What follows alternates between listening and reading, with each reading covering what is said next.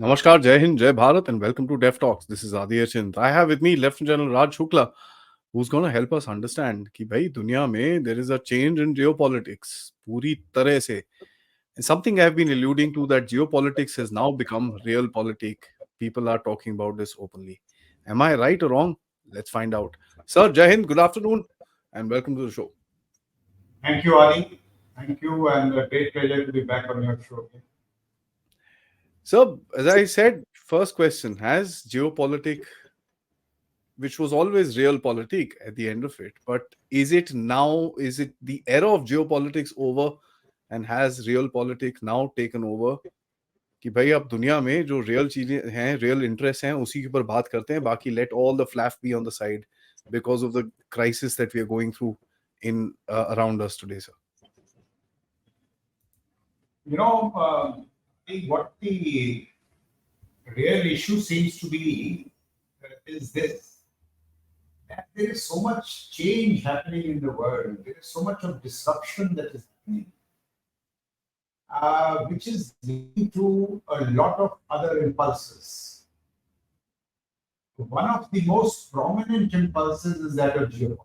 See, what I mean is, once the Cold War ended, towards that time, the broad conclusion in the world was that, see, larger questions of war and peace have been settled. अब America का तो कोई मुकाबला ही नहीं है, and therefore the only thing that mattered was economics. And so there was this whole focus on economy, and a lot of economists came to the forefront. और सब जगह ये बात होती थी इंडिया में भी, यार देखो, economy wins elections, the price of onions dictates who comes to power, international relation is all about economics. I think we took an excessive economic view of the world. And in that, the problem was that we assumed that geopolitics would be constant. Actually, geopolitics was not constant. And over the last 5 to 6 years, it has moved in some very significant ways. What are the consequences? Look at India.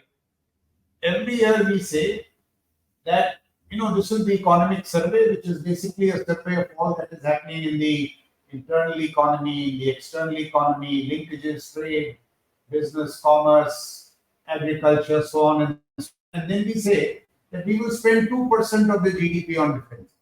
You just see, when you have arrived at this figure of 2%, it is an affordability based on pure economic factors. Where are you factoring the deteriorating strategic situation? Where are you factoring the geopolitics? Where are you factoring the competition between USA and China? And therefore, you are not spending what you should spend. There are others doing precisely the opposite. I'll give you 2 to 3 examples of how these competitive impulses are changing the way nations are operating and changing this whole balance of power. A very interesting fact I'll give you. I'm told 10 years back, for every 10 years, the Chinese CCP meets and it decides कि भाई अगले 10 साल में which is that one technology we will focus on. Story is true. It should really make us sit up. So 10 years back, the Chinese CCP concluded that batteries are the future.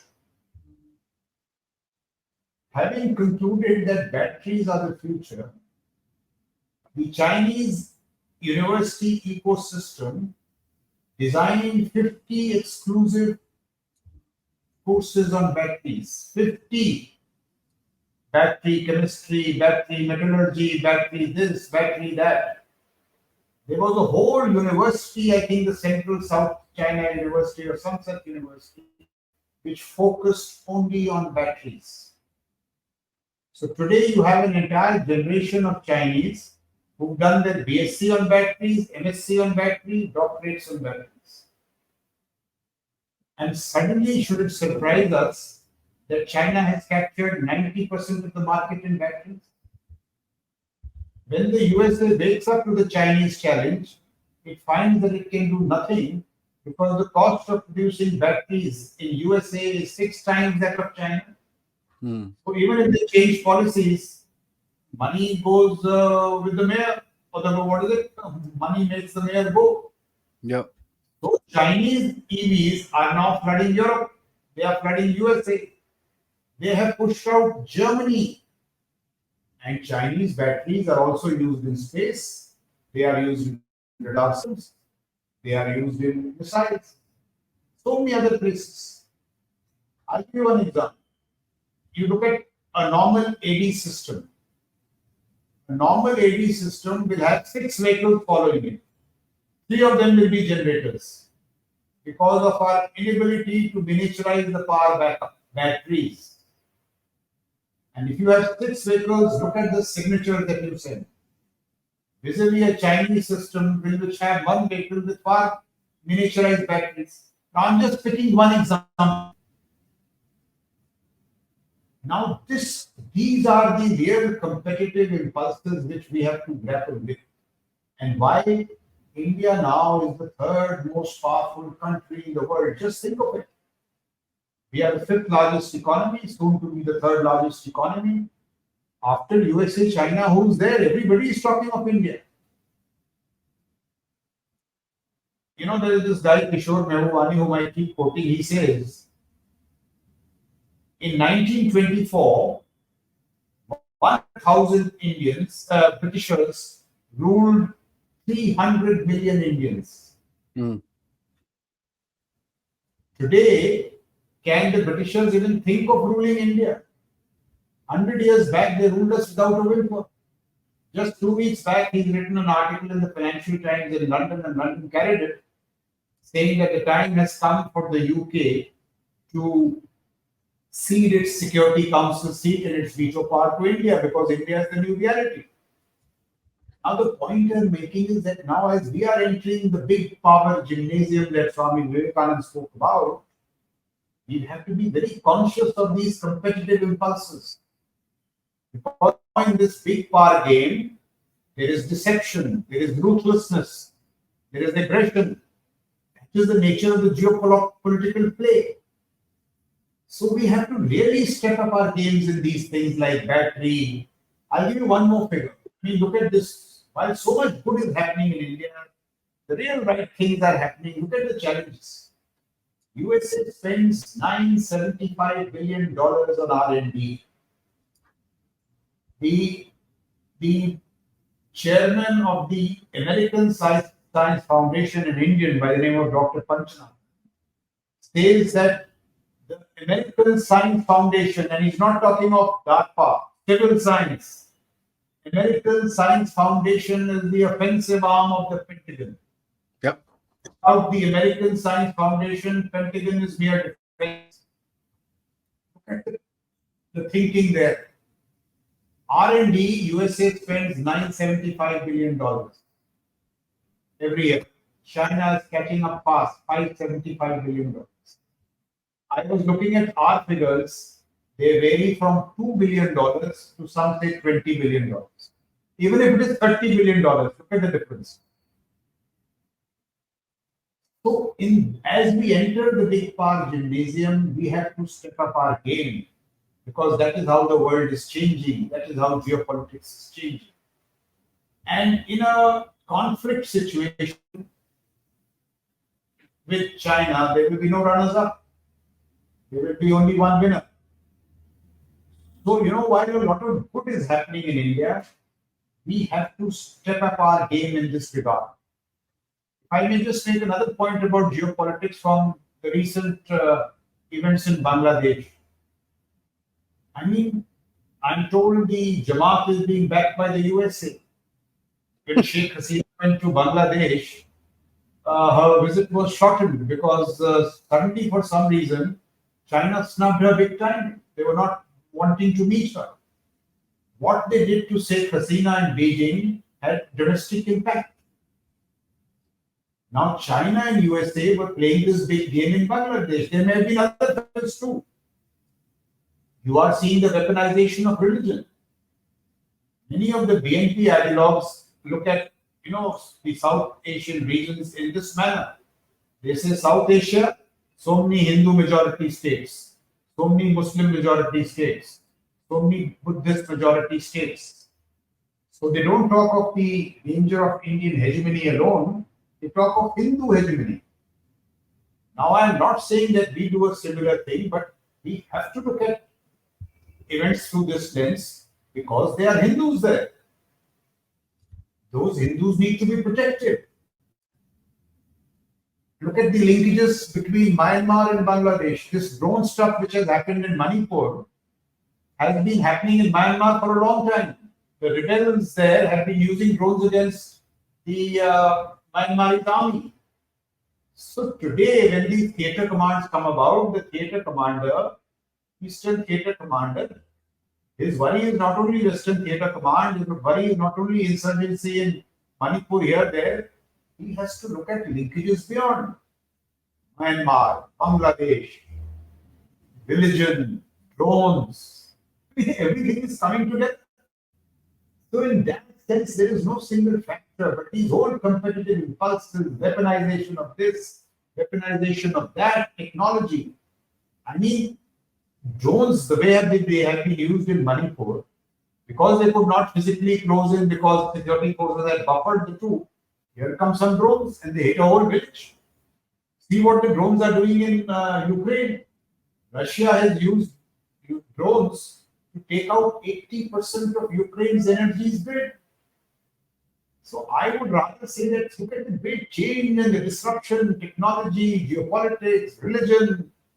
The people are looking at things, and as India now is stepping up into this whole game, we have to look at our challenges from a far broader lens than mere economy. We've heard for long that what is the central challenge before India?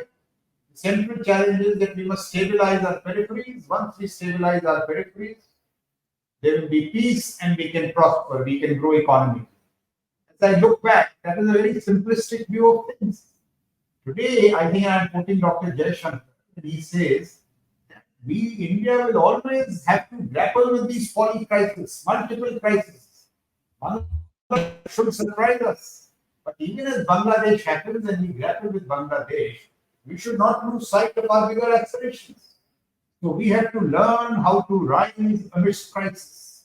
This is the sign of a big power, which India has all the attributes to grow into. So that is my opening premise. I hope that makes some sense to you and to your viewers. It does, sir. It does. When you look at the new global order, sir, and what is emerging is basically a multipolar order, and that's what everybody talks about. But the interesting part is that this multipolarity comes with hidden connections that people rather not have in the open. There is a overt sense of a positioning in the global order, and then there is a covert sense of positioning that nobody basically knows about. For example, the Europeans are buying. As I was saying, sir, there is an overt section and there is a covert section. For example, if you look at the Americans itself, on the face of it, they've sanctioned Russians. But except for 2022, 2023, and 2024, the trade with Russians has increasingly gone up. It's close to at least $20 billion now.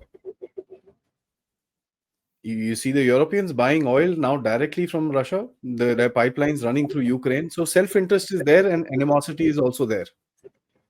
How do you kind of put this into picture in the real world scenario going forward tomorrow? Is this how the world will be, more transactional rather than more idealistic as the Americans would like to have it? Or the American establishment would like to have it, if I may? See, American hegemony is being challenged severely. In fact, if I may put it this way, while American supremacy still reigns, American hegemony is over. Nobody is now willing to let American hegemony thrive. You mentioned sanctions. What are China, Russia, Iran, and North Korea saying? They are saying, listen, you may be a 200-year-old country. China says we are a 4,000-year-old civilization. Iran is also an old civilization. Who are you to tell us that international vessels will be carried out this way? And if they are not, you sanction us. Who are you? They are questioning that premise. So this de-dollarization at St. Petersburg 2 months back, Putin said, we will design an alternate payment system. They are saying you have the audacity to push us out of SWIFT. Any disagreement, we are out of SWIFT. Who are you to sanction us? And they are building this. BRICS is being floated as an alternative to the United Nations, multilateral institution. India is positioning itself in G20. India is challenging China's leadership. Leadership of the global south is a new issue. You're absolutely right. Look at the subtleties in geopolitics also. The US has worked out a strategy in West Asia whereby it said, isolate Iran. Iran is a troublemonger. Manage the access, Houthi, Hamas, they are small players. We'll manage them. But we'll stitch together Iran and Saudi Arabia, Israel and Saudi Arabia. Abraham Accords. And that was their design. Isolate Iran, manage the access, and get Israel and Saudi Arabia together. And that will ensure American interests surviving and thriving in West Asia. China said, all right. So they draw Iran in. They know Iran is the target of USA.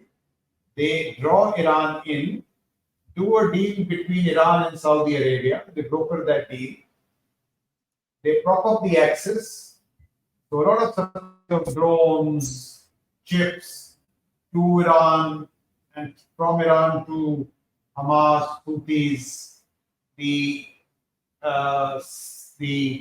Shia militias in Iraq and Syria, and all these people, Palestinian Islamic Jihad, nothing overt, all covered. And they are using this axis to coerce Israel. And might I say they've done a wonderful job.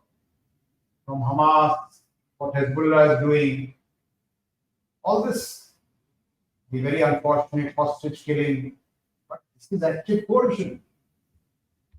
And now you have the Houthis who have blocked the Red Sea for the last 6 months.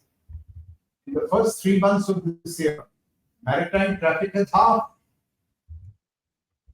USA was talking of keeping, the ocean ways open. And Kissinger's great statecraft was to edge the Soviet Union and Russians out of West Asia and rule it. The Russians are back in West Asia through Syria, and China is back in West Asia through Iran and Saudi Arabia. When the Americans told the Saudis, listen, don't do a deal with China, the Saudis told the Americans, what are you talking? They are customers of oil. You no longer buy oil. In 1945, President Roosevelt met the Saudi Arabian king and did a big deal. He said, give us your oil. Make sure you sell your oil to the world in dollars, so petrodollar, and we guarantee you your security. That stuff is being renegotiated now. Saudi Arabia is saying we sell our oil predominantly in dollars, but even in the yuan. So these are the subtle challenges being mounted to American hegemony and supremacy through various mechanisms, principally through the script, China, Russia, Iran, North Korea, about which we have spoken in the past. So certainly geopolitics is shall we say, subtle, it is brutal, and all kinds of tools are being used. Sanctions, so on and so forth. One last point I would like to make. Look at drones. Ukraine has no navy. What calling a navy? It just use very crude drones, use Elon Musk Starlinks for targeting, and targeted the Russian naval fleet in search support so heavily and so accurately and with such force and vigor that one third of that fleet has had to move out of search support. And because it has moved out, now the Black Sea is open for food grains to flow out from Ukraine to Africa, Egypt, and so on. So, these are the fascinating things which are happening. Drones and Starlinks and the subsurface naval fleet is being challenged so greatly. So all these dimensions, once again, are coming together in some very fascinating ways. When we look at this sort of a scenario, sir, this is going to be a evolving situation. We have dying powers which are there. For example, the Britishers. We have, of course, the Germans. We have Japanese, not to a large extent, but Japanese are going through their tough time right now. And we've got emerging powers which are kind of trying to, build their space and which are being pushed down by the established powers. And that is the way that the world works. In today's world, we have a country like India that has stood and said, okay, fine, we realize what's happening. Let me take a different path with the global south. How relevant a game is that as far as global geopolitics is concerned when we look at India's rising position in the world, sir? India is a very significant player. And as I said, in my view, it just seems to be third most powerful country. And we have a great opportunity before us. See, we are seen to be the geopolitical toast of the world. I mean, Putin says that India will be a predominant player in negotiating some kind of peace deal between Russia and Ukraine. Look at our position in the G20. We are significant players in BRICS. The global south is an area which is, we must, shall I say, step up the game in the global south because China is doing a lot in that. And, the global south has been forced to make a choice between USA and China.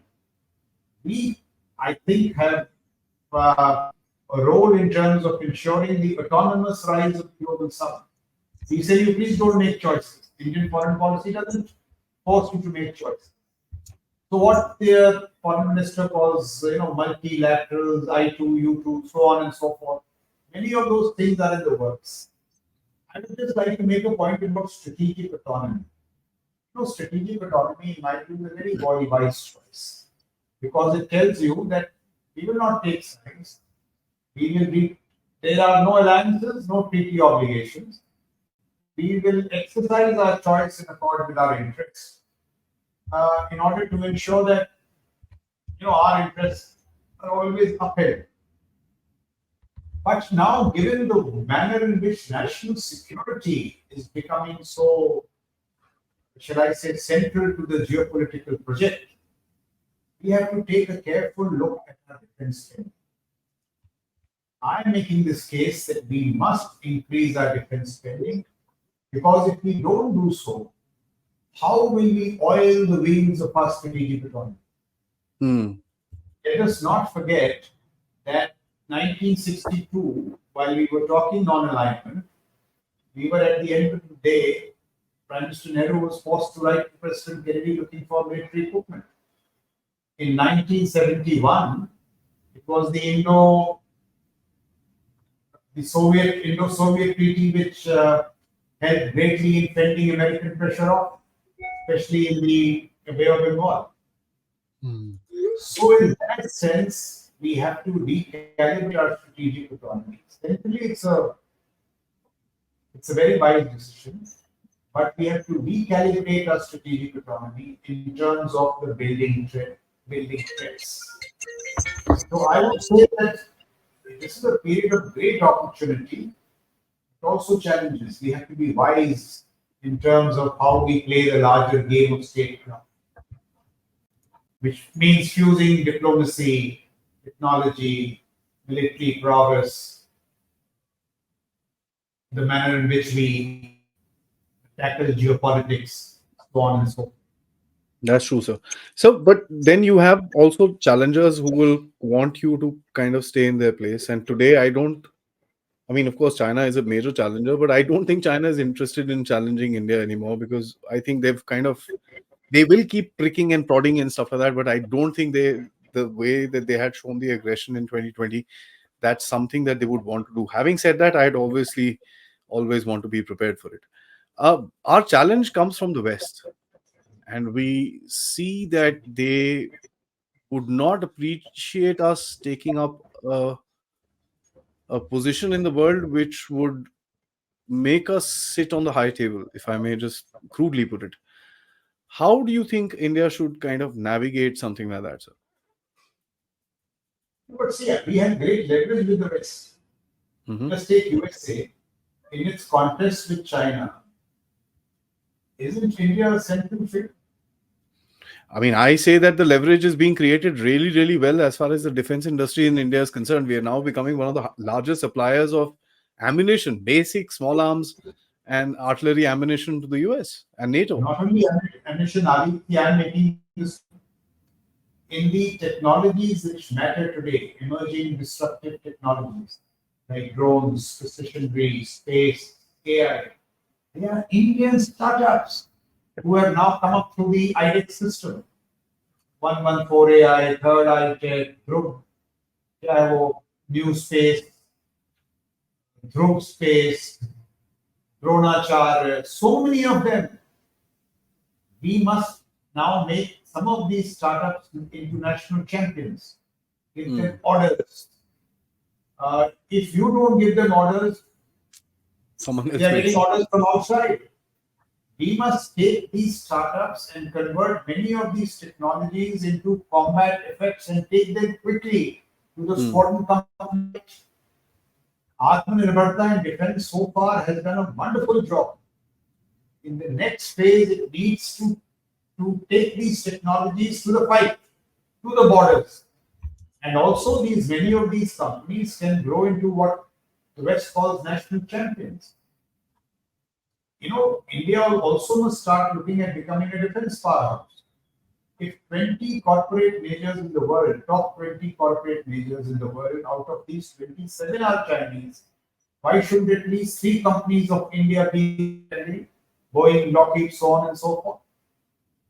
So defense not only to secure our territorial and other frontiers, but defense also as a source of revenue. Defense, and in that sense, India is a defense powerhouse. So there are many of these opportunities. Conversion has to take place.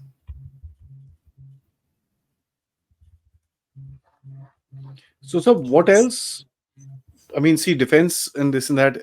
You need to have leverage, as you very clearly said. So, how else do you think this leverage will be created? Does Mr. Modi's trip to Ukraine call for us? I mean, I'm sorry. Does Mr. Modi's visit to Ukraine, does it feel like a play for leverage as well?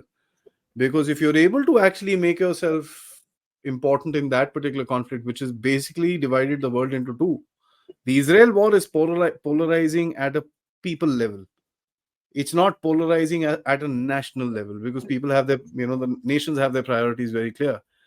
But the Russia-Ukraine war is polarizing at a national level.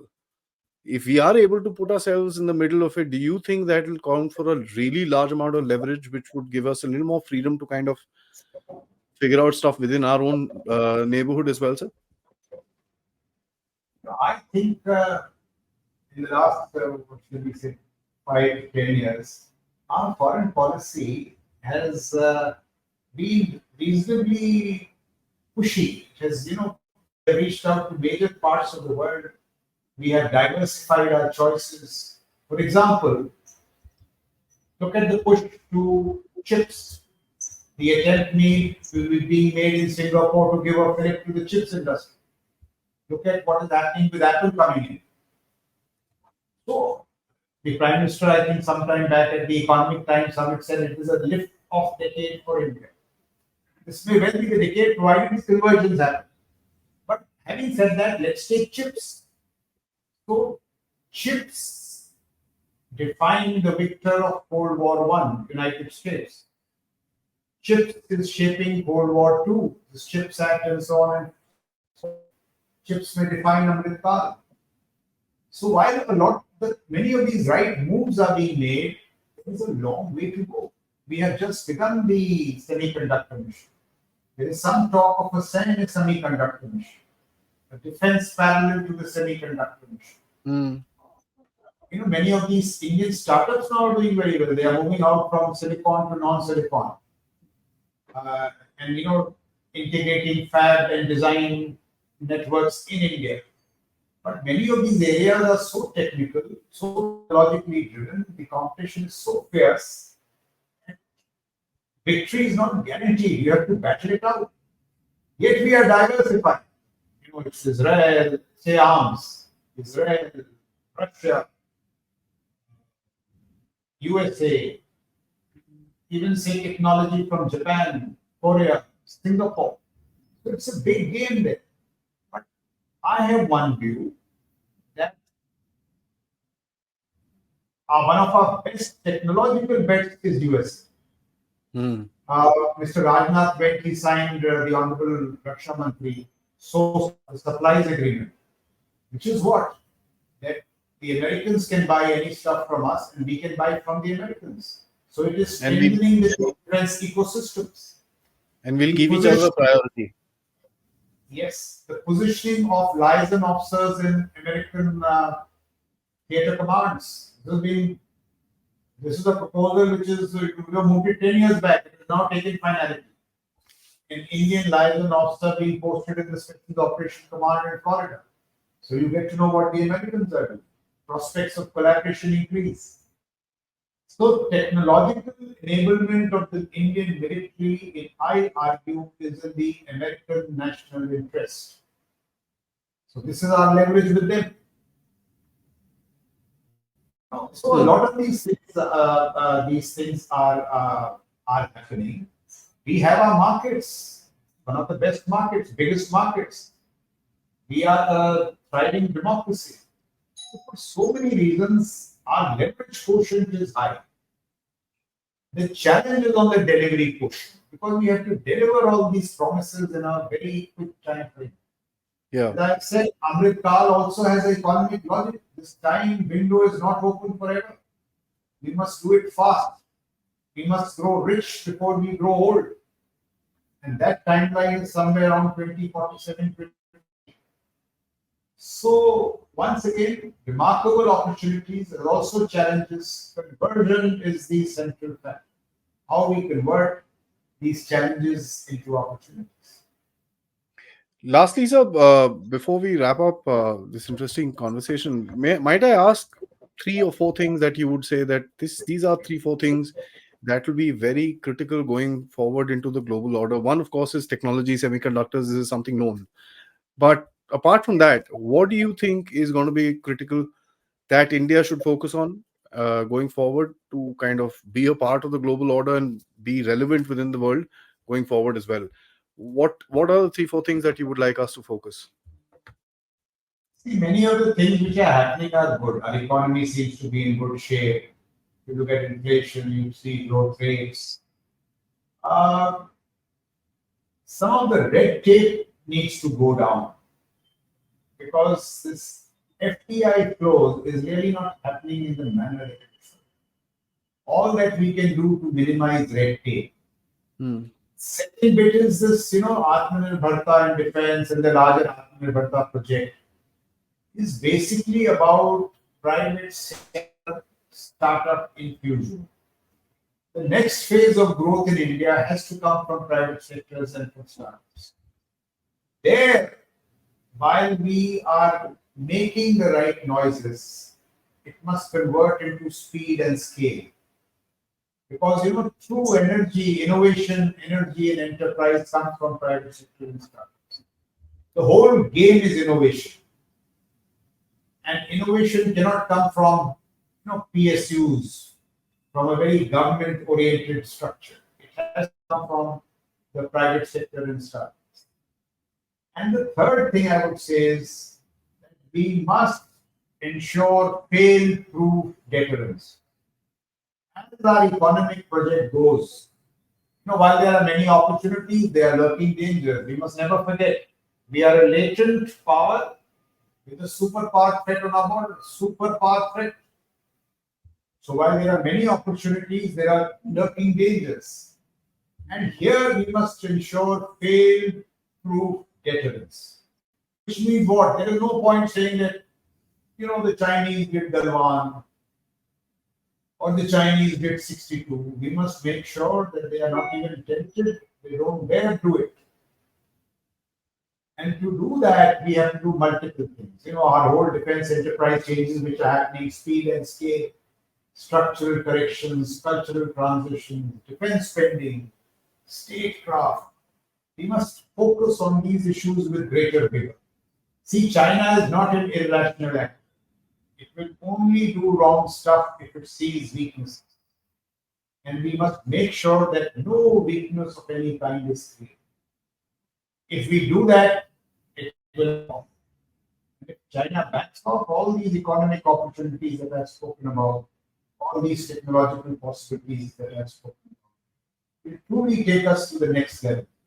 Because of Bharat, Vishwa Bandhu, that stuff. So there is great opportunity, provided we snuff out the lurking dangers.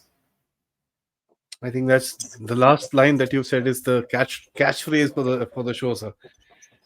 Jan sir, always a pleasure talking to you, sir. Thank you so much for taking out the time, and I hope to kind of keep in touch with you at least once in a month so that we can actually have these kind of conversations and take things forward for our country, sir.